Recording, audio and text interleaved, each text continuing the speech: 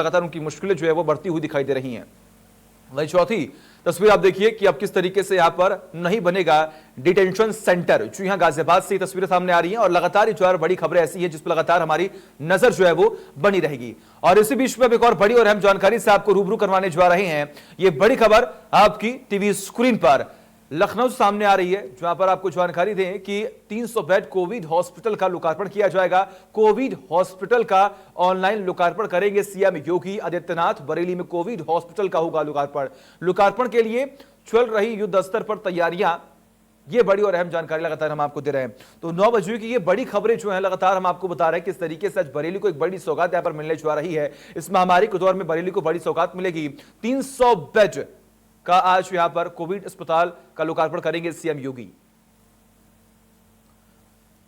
और तमाम जानकारी के लिए हमारे सहयोगी विजय मिश्रा जुड़े हुए हैं। विजय, देखिए एक तरफ लगातार महामारी का दौर चल रहा है, तमाम जनता परेशान है, विपक्ष कई सवाल खड़े कर रहा है, लेकिन ऐसे में सीएम योगी कहीं भी झुक नहीं रहे, लगातार सख्ती से पर कार्रवाई कर रहे हैं। और इस बीच में खबर यह सामने आ रही है कि आज बरेली को एक बड़ी सौगात मिलने जा रही है। क्या लेटेस्ट अपडेट है आपके पास?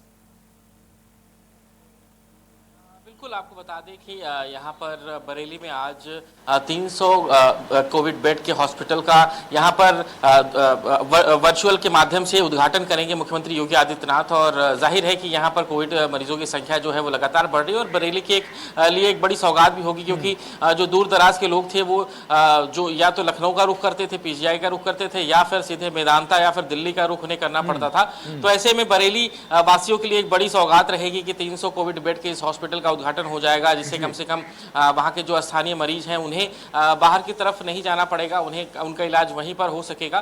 तो आज इसका विधिवत उद्घाटन जो है वो मुख्यमंत्री योगी आदित्यनाथ करेंगे। बिल्कुल, ऐसे में अगर हम बात करें तो 300 बेड का ये कोविड अस्पताल जो है वो होने वाला है। और क्या कुछ खासियत जो है इस अस्पताल की होने वाली है? और खबर ये भी सामने आ रही है कि वीडियो कॉन्फ्रेंसिंग के जरिए इसका लोकार्पण किया जाएगा। जी बिल्कुल, वीडियो कॉन्फ्रेंसिंग के जरिए से ही इसका लोकार्पण आज मुख्यमंत्री योगी आदित्यनाथ की तरफ से की जाएगा। और जाहिर है कि स्थानीय लोगों की एक परेशानी जो है वो कम होगी कोविड हॉस्पिटल के इस 300 बेड का यहाँ पर लोकार्पण होने के बाद।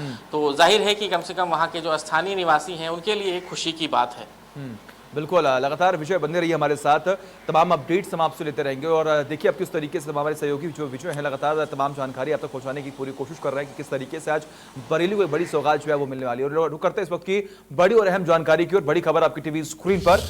आपको जानकारी दें कि पूर्व मंत्री गायत्री प्रजापति पर लखनऊ में मुकदमा दर्ज किया गया है। जी हां, ये बड़ी और अहम जानकारी हम आपको दे रहे हैं। गायत्री की कंपनी डायरेक्टर ने दर्ज कराया है मुकदमा। ये बड़ी और अहम जानकारी हम आपको दे रहे हैं। बेटा अनिल प्रजापति रेप पीड़िता भी एफआईआर में नामजद है। अपहरण, जान से मारने की धमकी, धोखाधड़ी की एफआईआर यहां पर की गई है। तो ये बड़ी और अहम जानकारी लगातार आपकी टीवी स्क्रीन पर। मैनेजर की संपत्ति भी पीड़िता के नाम लिखवा दी थी, तो यहां पर यह जिक्र किया जा रहा है। तो ये बड़ी और अहम जानकारी लगातार आपकी टीवी स्क्रीन पर हम आपको बता रहे हैं।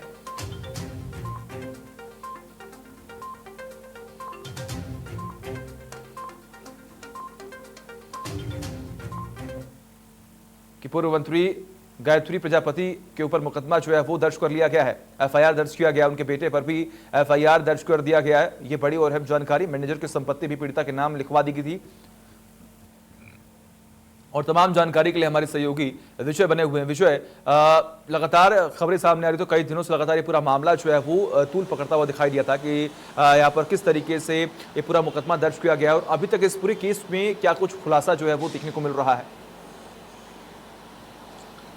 देखिए, इस पूरे मामले की शुरुआत तब हुई थी जब यहाँ पर पीड़िता के वकील की तरफ से एक मुकदमा जो है वो गायत्री प्रजापति के को लेकर के और खुद जो गैंग रेप पीड़िता महिला थी उसको लेकर के जब मामला दर्ज कराया गया था। हालांकि उसने इस बात का खुलासा किया था कि यहाँ पर जो है वो जब गायत्री के पक्ष में इस रेप पीड़िता ने जो बयान दिया था उसके बाद उसके नाम एक चित्रकूट में बड़ी बेनामी संपत्ति जो है वो उसके नाम हुई थी। हालांकि इस बात का मुकदमा जो है वो दर्ज कर लिया गया गया था। लेकिन उसके बाद एक और मुकदमा कल दर्ज हुआ है, जिसमें आपको बता दें कि जो गायत्री प्रजापति का मैनेजर है बीबी चौबे, उसने इस पूरे मामले को लेकर के एक और मुकदमा दर्ज कराया है। उसका कहना है कि जो प्रॉपर्टी उस पीड़िता के नाम से की गई थी वो उसकी प्रॉपर्टी थी और उस प्रॉपर्टी का उसे पैसे नहीं दिए गए हैं। और जब उसने पैसों की मांग की तो गायत्री प्रजापति के बेटे की तरफ से और गायत्री प्रजापति की तरफ से जान से मारने की धमकी, अपहरण करने की धमकी जो है वो दी गई है। तो यहाँ पर गैंग रेप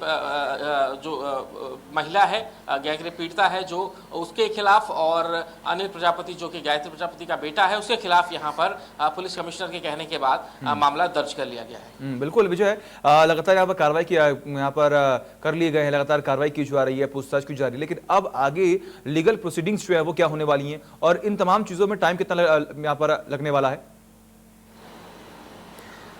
देखिए, यहाँ पर संपत्ति जो इस महिला के नाम हुई थी उसके बाद से इस बात को लेकर के जांच हो रही है कि क्या इसने आरोप सही लगाए थे या फिर इसी तरह की संपत्ति के लालच में ही इसने ब्लैकमेलिंग करने की कोशिश की थी। तो ये कहीं ना कहीं गायत्री के लिए ही फायदेमंद हो सकता है अगर ये पूरा मामला जो है अगर इस तरह से इसकी जांच होती है। हालांकि ये जरूर है कि यहाँ पर अनिल प्रजापति और गायत्री प्रजापति की मुश्किलें इसलिए बढ़ सकती है क्योंकि उन्होंने से जान से मारने की धमकी और अपहरण जैसे मामलों को लेकर के शिकायत हुई है। तो यहाँ पर इस पूरे मसले को भी लेकर के पुलिस इस पहलू पर भी जांच करेगी। तो मुझे लगता है कि इस पूरे मामले को लेकर के अगर जांच आगे बढ़ती है और यहाँ पर ये चीज बात सिद्ध होती है कि नहीं इसके मैनेजर को इन लोगों ने धमकी दी है तो शायद इस पूरे मसले पर पुलिस कार्रवाई कर सकती है और यहाँ पर गायत्री के बेटे और गायत्री की मुश्किलें और भी बढ़ सकती है। जी बिल्कुल, लगातार बने रहिए हमारे साथ विषय, तमाम अपडेट्स हम आपसे लेते रहेंगे और इस बीच में एक और बड़ी से खबर से आपसे रूबरू करवाते हैं। बड़ी और अहम जानकारी आपकी टीवी स्क्रीन पर लगातार आपको बता दें।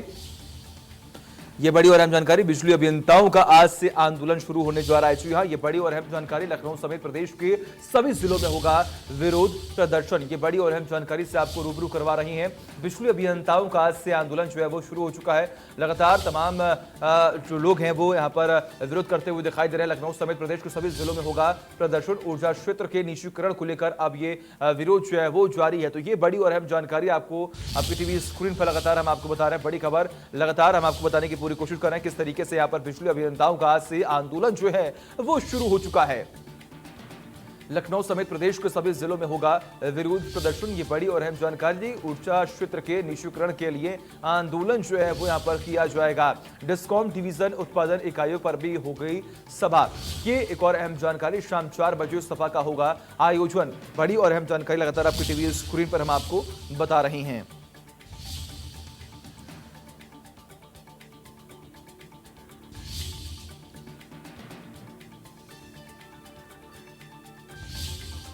और तमाम जानकारी के लिए हमारे सहयोगी विजय जुड़े हुए हैं। विजय, लगातार हम ये कई दिनों से देख रहे थे कि किस तरीके से बिजली अभियंता जो है वो लगातार विरोध करते हुए यहाँ पर दिखाएंगे और आज से ये विरोध जो है वो शुरू होने जा रहा है। क्या कुछ मांगे हैं उनके और किस तरीके से ये तमाम चीजें जो है वो यहाँ पर एग्जीक्यूट की जाएंगी?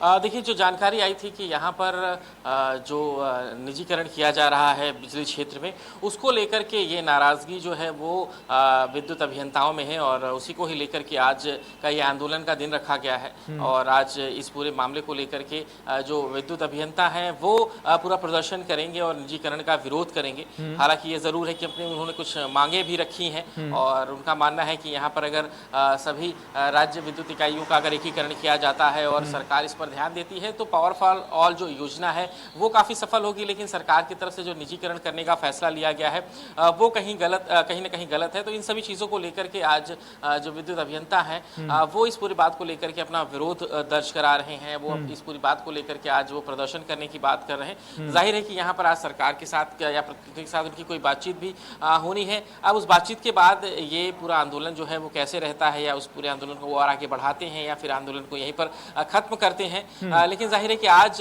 पूरे दिन भर ये पूरी हालात बने रहेंगे। बिजली संकट के आसार पूरे प्रदेश में रहेंगे क्योंकि जो प्रदर्शन है वो पूरे प्रदेश में है। पूरे प्रदेश के विद्युत अभियंता जो है वो इस पूरे मामले को लेकर के प्रदर्शन कर रहे हैं। तो जाहिर है कि अगर आज कहीं पर कोई विद्युत फॉल्ट होती है या किसी प्रकार की कोई प्रॉब्लम्स होती है तो उसके लिए पूरे दिन भर उपभोक्ताओं को परेशान होना पड़ सकता है। हालांकि ये ज़रूर है कि आज की बातचीत किस तरह की रहती है और इस पूरी बातचीत के बाद आगे ये जो प्रदर्शन है वो आगे बढ़ेगा या फिर इसे आज ही समाप्त करेंगे। तो इन सभी चीज़ों को लेकर के आज ये कहा जा सकता है कि कम से कम बिजली को लेकर के आज जो सामान्य जनता है वो परेशान हो सकती है। जी बिल्कुल, बहुत बहुत शुक्रिया आपका तमाम जानकारी के लिए विजय। लगातार नजर बना रखी तमाम अपडेट्स हम आपसे लेते रहेंगे। और इस बीच में एक और बड़ी और अहम जानकारी आपकी टीवी स्क्रीन पर गाजियाबाद से सामने आ रही है, जहां पर नंदग्राम में अब नहीं बनेगा डिटेंशन सेंटर। जी हाँ, यहां पर आपको जानकारी दी कि सेंटर बनाने का फैसला सरकार ने वापस ले लिया है। SC/ST छात्रावास को यहां पर सेंटर बनाने का था फैसला। कल मायावती ने भी सेंटर का किया था विरोध। ये बड़ी और अहम जानकारी लगातार आपकी टीवी स्क्रीन पर हम आपको दे रहे हैं कि आखिर अब सरकार ने जो फैसला लिया था अब उसे वापस ले लिया गया है। और लगातार यहां पर मायावती ने भी लगातार एक बार फिर से इसका विरोध करते हुए दिखाई दी थी। तो ये बड़ी और अहम जानकारी से आपको रूबरू करवा रहे हैं। तो ये बड़ी और अहम जानकारी आपकी टीवी स्क्रीन पर आप देखिए यहाँ पर क्या कुछ यहाँ पर ट्वीट किया गया है। मायावती ने ट्वीट कर और जानकारी दी है। और ये आप देख पा रहे हैं किस तरीके से लगातार यहाँ पर सरकार ने बड़ा फैसला लिया और सरकार के फैसले के बाद लगातार इस पर जो राजनीति है वो भी काफी गर्माती हुई दिखाई दे रही थी। तो अब यहाँ पर डिटेंशन सेंटर बनने को लेकर तमाम किस तरीके से कवायद चल रही थी, तमाम संशय जो है वो बना हुआ था। लेकिन अब खबर ये सामने आ रही कि सरकार ने सेंटर बनाने का जो फैसला था वो वापस ले लिया है। और इसी बीच में आपको जानकारी दी कि मायावती ने भी एक बार फिर से इस पूरे मामले को लेकर राजनीति जो है वो शुरू की थी। तो ये तमाम अपडेट्स लगातार हम आपको दे रहे हैं। तमाम जानकारी के लिए हमारे सहयोगी जतिन जुड़े हुए हैं। जतिन, सेंटर को बनवाने को लेकर लगातार तमाम चीजों पर संशय जो है वो बना हुआ था, लेकिन कहीं ना कहीं अब इस पर राजनीति जो है वो भी काफी तेजी से शुरू हो चुकी है।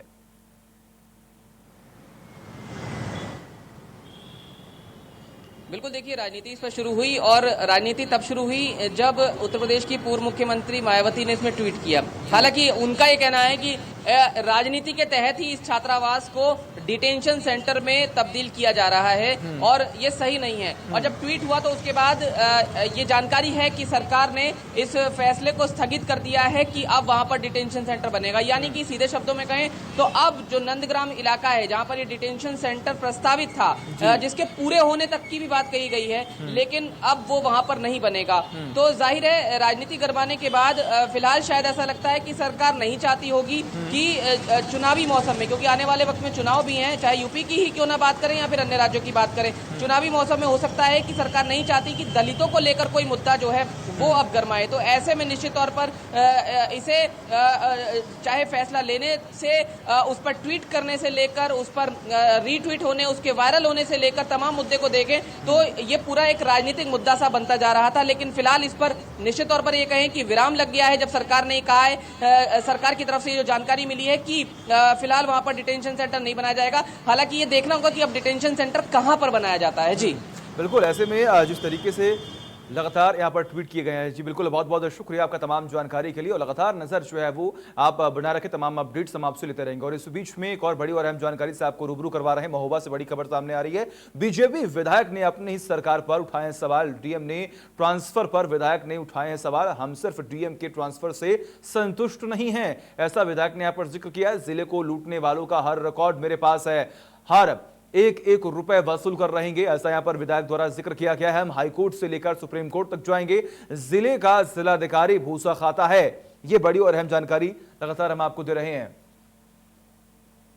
और इस मामले में बीजेपी विधायक ब्रजभूषण राजपूत का क्या कुछ कहना है, आइए आपको सुनाते हैं।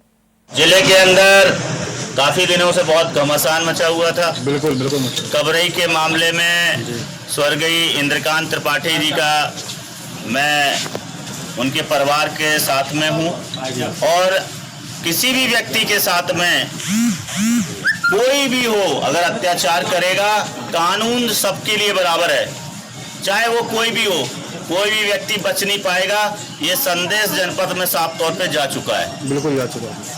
कल हमारे जिले के जिलाधिकारी भी स्थानांतरित हो गए हैं। स्थानांतरित होने से ही मैं अकेला संतुष्ट नहीं हूं, उनके ट्रांसफर हो जाने से ही मैं अकेला संतुष्ट नहीं हूं। मेरे पास कई एविडेंस हैं उनके भ्रष्टाचार से संबंधित, जो मैंने माननीय मुख्यमंत्री जी को शुक्रवार को दिए थे।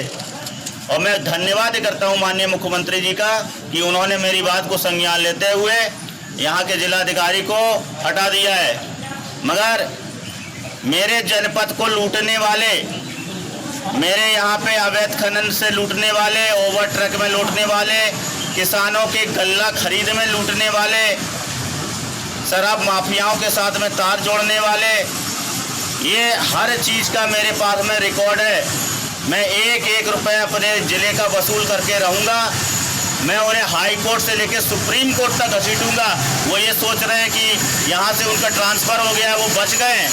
मैं छोड़ने वाला विधायक नहीं हूँ, मैं आर पार की लड़ाई लड़ूंगा, मैं छोड़ूंगा नहीं। और वही भारतीय किसान यूनियन के राष्ट्रीय प्रवक्ता राकेश टिकैत ने कहा कि कृषि अध्यादेश किसी भी सूरत में लागू नहीं होने देंगे, फिर चाहे इसके लिए आर पार की लड़ाई ही क्यों न लड़नी पड़े। बागपत के बड़ौत में देशखाब चौधरी सुरेंद्र सिंह के आवास पर पहुंचे राकेश टिकैत ने कहा कि केंद्र सरकार 3 कृषि अध्यादेश लाई है। इन अध्यादेशों को कानून बनाने की तैयारी की जा रही है। कानून बनते ही देश का किसान बर्बाद हो जाएगा, मंडियां समाप्त हो जाएंगी, किसानों से जो मर्जी होगा, पूंजीपति उसी मर्जी से फसलों को खरीदेंगे, किसानों को कोई रास्ता नहीं मिलेगा।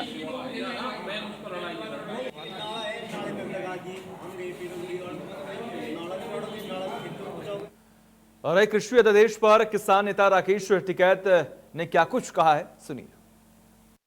हमने स्पष्ट ये कहा है कि इसमें किसानों के खिलाफ ये अध्यादेश है और जो किसानों के सवाल है वो इनको इसमें डालने पड़ेंगे।